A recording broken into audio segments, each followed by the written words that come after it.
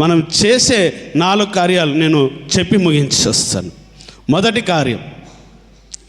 కార్యం డెలివరీ కొరకు పిల్లలు పుట్టాలని మనం ఎంతో ప్రార్థన చేస్తామా లేదా? పిల్లలు కావాలని ఎంతమంది ప్రార్థన చేస్తాం? ఒకసారి చేయలేపండి. అందరం చేసేవాళ్ళమే, పిల్లలు కావాలని అందరం చేసేవాళ్ళమే. కానీ పిల్లలు పుట్టిన తర్వాత మొదటిగా మనం ఏం చేయాలి? వాస్తవానికి మొదటిగా మనం ఏం చేయాలి? కృతజ్ఞత కూడిక పెట్టి ప్రభువును స్తుతించాలి. ఏమండి? కృతజ్ఞత కూడిక పెట్టి ప్రభువును స్తుతించాలి. దానికి బదులు మన హృదయము మాయలో చిక్కుకొని ప్రభువును స్తుతించడానికి బదులు ఇక్కడ కింద ఏం చెప్పబడ్డది? చదవాలి. త్రోవ తప్పి ఇతర దేవతలను పూజించారు. ఇతర దేవతలను పూజిస్తారు. వాస్తవమా కదా? వాస్తవం. మీరు ఒప్పుకోకపోయినా ఇది 100% వాస్తవం. దేవుణ్ణి విడిచిపెడతాం, దేవుని ఆజ్ఞను పక్కన పెట్టేస్తాం. ప్రియులారా గమనించండి. ఇప్పుడు వచ్చేసరికి ఎవరో ఏదో చెప్పింటారు, దాన్ని పాటిస్తాం. వడి బియ్యం పోయి అంటే పోస్తాం, ఇంకేదన్నా చెయ్యి అంటే చేస్తాం, ఇంకేదన్నా తీసుకురా అంటే తీసుకొస్తాం. చేస్తామా లేదా? మళ్ళీ మన వాళ్ళు ఇంకొంచెం అధిక జ్ఞానం కలిగిన వాళ్ళు ఇంకొంచుతారు. ఏం చేస్తారు తెలుసా? ఈరోజు ఈ డేటుకు ఈ టైంకు మా పిల్లాడు పుట్టాడు, ఏమవుతుందో అని చెప్పి ఎక్కడికి వెళ్తారు? చెప్పండి గట్టిగా. ఎక్కడ నాయనా? అయ్యగారి దగ్గరికి వెళ్తారు. ఇక్కడున్న అయ్యగారు అవసరం లేదు, ఇక్కడ ప్రార్థించే అయ్యగారు అవసరం లేదు. ప్రార్థన విని దేవుడు ఆశీర్వాదం ఇచ్చిన దేవుడు కూడా అవసరంలా. కానీ అప్పుడు ఆ అయ్యగారు గుర్తుకొస్తారు. మొదటిది. రెండవది ప్రియులారా గమనించండి, నేను ముగించేస్తాను. పెళ్ళి కార్యక్రమం. పెళ్ళి ఎవరు ఏర్పరిచారు? దాన్ని వివాహమును ఎవరు ఏర్పాటు చేశారు? చెప్పండి గట్టిగా. అయ్యో మాట్లాడండి అమ్మాయి అనుకున్నాను. ఎవరు ఏర్పాటు చేశారు వివాహమును? సౌండ్ రావట్లా. ఎవరు ఏర్పాటు చేశారు? దేవుడు ఏర్పాటు చేశాడు. ఒక్క పురుషునిగా ఒక వ్యక్తిగా ఉన్నవారిని జంట చేసి మీరిద్దరు ఫలించి అభివృద్ధి చెంది భూమిని లోపరుచుకోండి అని చెబితే, ఏమండి, వివాహం కావాలని సంబంధం కుదిరేంత వరకు మనము పాస్టర్ గారు మా అబ్బాయి పెళ్లి గురించి మా అమ్మాయి పెళ్లి గురించి ప్రార్థన చేయండి అని తెగ ప్రార్థన అవసరతలు కోరుతాం. తెగ కోరుతాం. ఏమండి? ఆ అవసరత కోరావు కనుక సేవకుడు ప్రార్థిస్తాడు. సేవకుని ప్రార్థన అయిన దేవుడు ఆ వివాహానికి కావలసిన ఆ మార్గాలను తెరుస్తాడు. తెరిచిన తర్వాత ఇప్పుడు వివాహం డేటు పెట్టుకోవాలి. ఇప్పుడు మళ్ళీ ఎక్కడికి వెళ్ళాలి?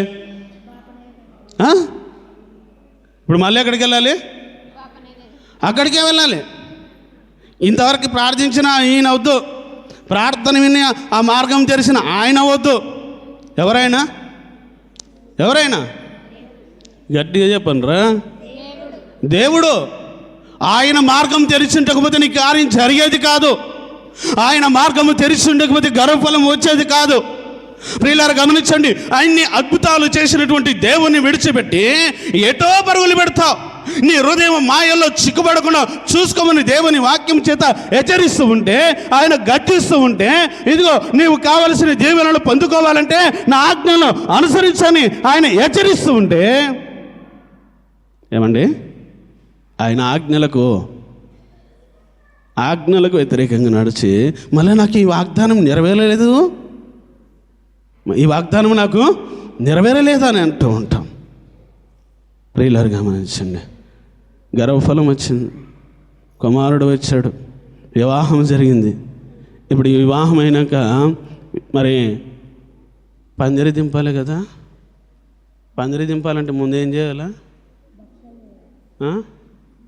పందిరి దింపాలిగా. ఏం చేయాలి ముందు? గట్టిగా చెప్పండి, కరెక్ట్గా చెప్తున్నారు, గట్టిగా చెప్పండి. ఏం పోయాలి? ఎక్కడుంది మనకు? ఎక్కడుంది మనకు? ఉందా దీంట్లో? అది పొయ్యాలా? మళ్ళీ ఎక్కడ పోవాలి మనం? ఎవరున్నది అక్కడ? ఎవరు ఉండేది? ఈడేం చెప్తుంది వాక్యం? వాక్యం ఏం చెప్తుంది ఇక్కడ? ఇతర దేవతలను పూజింపకూడదు. ఇది అన్యులకు చెప్పిన వాక్యం కాదు, దేవుని ఎరగని వారికి చెప్పిన వాక్యం కాదు. ఎవరికి చెప్పిన వాక్యము? మనకు క్రైస్తవులకు చెప్పిన వాక్యం. మీరు వాటిని పూజింపకూడదు, వాటికి నమస్కరింపకూడదు అని చెప్తూ ఉంటే మనం మాత్రం సరాసరి ఏం చేస్తాము? దేవుడు ఏది చెప్పిండో దానికి ఆపోజిట్ ఏం చేస్తాం? ఆపోజిట్. ప్రియులారా గమనించండి, ఇది క్రమము కాదు. నీకు ఈ రాత్రి వేళ సమయం ఉంది కానీ ఇప్పుడు కానీ మీరు వాగ్దానాలు తీసుకునే వాళ్ళు గమనించండి. వాగ్దానము నీ ఎడల నెరవేరాలంటే, దేవుని ఆశీర్వాదం నీకు రావాలి అంటే, దేవుడు ఇచ్చిన మాట నీ పట్ల నెరవేర్చాలి అంటే, దేవుడు ఇచ్చే గద్దింపుకు కూడా నీవు లోబడాలి. ప్రియులారా గమనించండి. ఎందుకు నేను ఈ మాట చెప్తూ ఉన్నానంటే, పైనుంచి మనకేమొచ్చినాయని, పైనుంచి మనకేమొచ్చినాయి? ఏమొచ్చినాయి? ఆశీర్వాదాలు వచ్చినాయి. ఆశీర్వాదాలు నెరవేరాలంటే ఈ గద్దింపు మనము ఈ మాటకు లోపడాలి. క్రైస్తవులమే ఉంటాం. ఏమండి, అక్కడికి వెళ్ళి కొబ్బరికాయ కొట్టరా అంటే కొబ్బరికాయ కొట్టేస్తాం. నేను చాలామందిని చూశాను, చూపిస్తాను. కొబ్బరికాయ కొట్టరా అంటే కొట్టి వచ్చేటవాళ్ళు ఉన్నారు. ఏమండి, దానికి నమస్కరించంటే నమస్కరిస్తాం. కానీ దేవుని వాక్యానికి మాత్రం మనము లోబడలేకపోతున్నాం. ప్రియులారా, దేవుని వాక్యం చేత మనకు తెలియపరుస్తున్నాడు. ఈ నూతన సంవత్సరములోనైనా మనం దేవుని వాక్యానికి లోబడదాం, దేవుని వాక్యమునకు విధేయత చూపించదాం. ఎన్నో హెచ్చరికలు మనకు ఉన్నాయి. ప్రియులారా గమనించండి, ఆశీర్వాదాలు ఉన్నాయి. ఎన్ని ఆశీర్వాదాలు ఉన్నాయని చెప్పాను? ఎన్ని వాగ్దానాలని చెప్పాను? ఎన్ని వాగ్దానాలు? 8,810కి పైన ఉన్నాయి వాగ్దానాలు. ఆ వాగ్దానాలన్నీ మనలో నెరవేరాలి అంటే ఆయన ఇచ్చే ఆజ్ఞలకు మనము లోపడాలి. ఆజ్ఞలు వేరు, ఆశీర్వాదాలు వేరు. ఆజ్ఞలు వేరు, ప్రియులారా గమనించండి, వాగ్దానాలు వేరు. ఈ చేసిన ఈ వాగ్దానము నువ్వు దీవించబడతావు, నీ పొలం ఆశీర్వదించబడతాయి, నీ పశువులకు గడ్డి మొలిపిస్తాను, నీ ఇల్లు సమృద్ధిగా ఉంటుందని దేవుడు వాగ్దానము చేస్తూ ఉన్నాడు. ఆశీర్వాదముతో కూడిన వాగ్దానము ఈ సంవత్సరంలో దేవుడు నీతో చేస్తూ ఉన్నాడు. ఈ ఆశీర్వాదముతో కూడిన వాగ్దానము నీ ఎడల నెరవేరాలి అంటే, ఈ ఆశీర్వాదము నీ యొక్క గృహములోనికి రావాలి అంటే, ఈ వాగ్దానము నీ కుటుంబం పట్ల మరి దేవుడు అనుగ్రహించాలి అంటే, దేవుని గద్దింపుకు నువ్వు లోబడాలి. ఈ నూతన సంవత్సరంలో నీ మనసును మార్చుకోవాలి. ఈ నూతన సంవత్సరంలో నీ యొక్క ఆలోచనలను మార్చుకొని ప్రభువుకు నిన్ను నీవు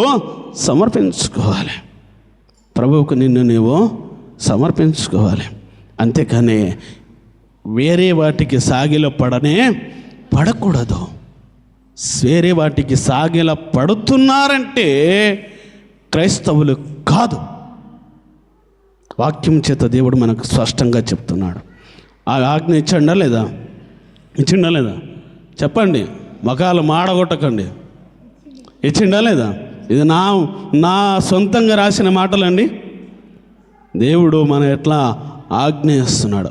వాగ్దానాలు నెరవేరాలంటే, ఆశీర్వాదాలు రావాలంటే ఆయన ఇచ్చే ఆ గద్దింపులకు మనం లోపడాలి. వాటిని అనుసరించి ప్రియులారా, మనలో ఇంకా ఎవరిలోనైనా ఇలాంటి కార్యాలు ఉంటే, ఇలాంటి ఆచారాలు ఉంటే, ఇలా సాగిలపడే పరిస్థితి ఇంకా ఎవరిలోనైనా ఉంటే, దానిని ఈ నూతన సంవత్సరంలోనైనా ప్రభు దగ్గర ప్రమాణం చేసుకుందాం. ప్రభువా, మనం రాత్రి వేళ సమయంలో చూసుకున్నాం, ఒక వ్యక్తి ప్రభు దగ్గర ప్రమాణం చేశాడు. ఏమని ప్రమాణం చేశాడు? ఒక వ్యక్తి ప్రభు దగ్గర ప్రమాణం చేశాడు. కానీ ఆ వ్యక్తి ఎవరో చెప్పండి ఒకసారి?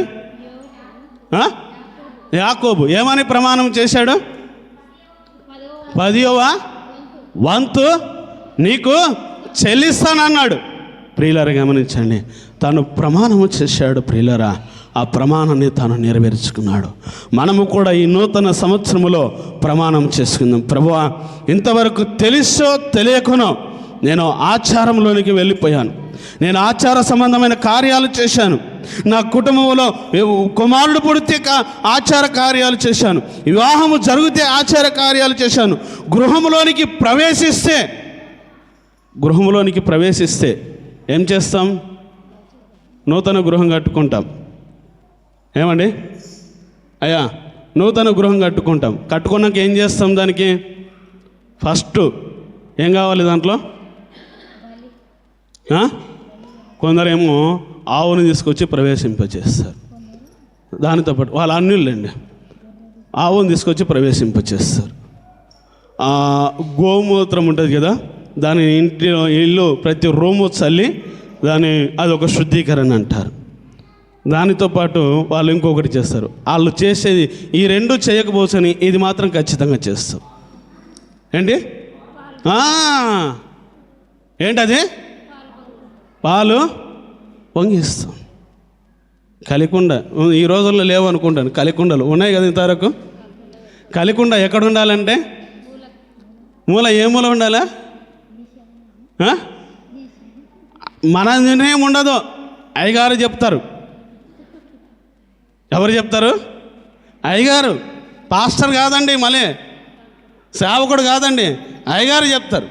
అయ్యగారు చెప్తే ఈడ ఉండాలి చూడమ్మా అంటే దాన్నే మళ్ళీ ఆ నుంచి పక్క జరిపి ఎవరన్నా వచ్చి జరిపారనుకో, పిల్లలు నీకు బుద్ధి లేదా, ఎవరు చేయమని నుంచి పిల్లాడండి తెలియక జరిపింటాడు. కానీ ఆ జరిపిన విషయం బట్టి సాగదీసి వాని వీపులు వాస కొడతాం. వాని వీపులు ఏం చేస్తాము? ఏమైపోతాయి వీపులు? దెబ్బలు పడ్డాక మంచిగా ఉంటుంది వీపు, మంచిగా ఉంటుందమ్మా, వీపు వాయిపోవాలా. ప్రియులారా గమనించండి, ఇట్లాంటి కార్యాలు ఇంకా ఉంటే ప్రభు సన్నిధిలో ఎప్పుడైనా తీర్మానం చేసుకుందాం. ప్రభువా, నిజమేనైనా వాక్యం వింటున్నాం అయ్యా, మేము ఇక నుంచైనా మార్పు పొంది ఇట్లాంటి కార్యాలకు మేము దూరంగా ఉండుటకు సహాయం చేయి ప్రభువా. నువ్వు అంటున్నావు దేనికి సాగిలపడకు, దేనికి నమస్కరించగా నువ్వు అంటున్నావు ప్రభువా. ఇంకా మాలో ఇవి ఉన్నాయి అయ్యా, ఈ నూతన సంవత్సరంలో మేము నూతనంగా నీ కొరకు మలచబడ్డకు నువ్వు సహాయం చేయి, కృప చూపించాయి అంటూ ప్రభు సన్నిధిలో ప్రార్థన చేసుకుందాం. దేవుడి కొద్ది మాటలు దీవించి ఆశీర్వాదించునుగాక. గట్టిగా సౌండ్ రావట్లా అసలు. దేవుడి కొద్ది మాటలు దీవించి ఆశీర్వాదించునుగాక. ఆమేన్. మహిమ. ప్రార్థన చేస్తున్నాం. కళ్ళ మూసుకొని ప్రార్థన చేసుకుందాం. ఇంతవరకు వాక్యం చేత మనతో మాట్లాడాడు. ప్రియులారా, దేవుడు గద్దిస్తూ ఉన్నాడు. మనలో ఇంకా ఉన్నాయేమో ఈ ఆశీర్వాదం కావాలంటే, ఈ దీవెన రావాలంటే, నీ పొలము సమృద్ధిగా పంట పండాలంటే, నీ పిల్లలు సమృద్ధిగా మరి చక్కటి ఆరోగ్యముతో ఉండాలంటే, నీ గృహం ఆశీర్వదించబడాలంటే, నువ్వు చేసే పని నీకు దీవెనగా ఉండాలంటే, ప్రియులారా, ఈ నూతన సంవత్సరంలో ఈ ఆశీర్వాదాలు దేవుడు నీకు ఇవ్వాలని ఆయన ఆశపడుతూ ఉన్నాడు. అయితే ఈ ఆశీర్వాదం నీకు ఇవ్వడానికి ఆయన సిద్ధముగా ఉన్నాడు.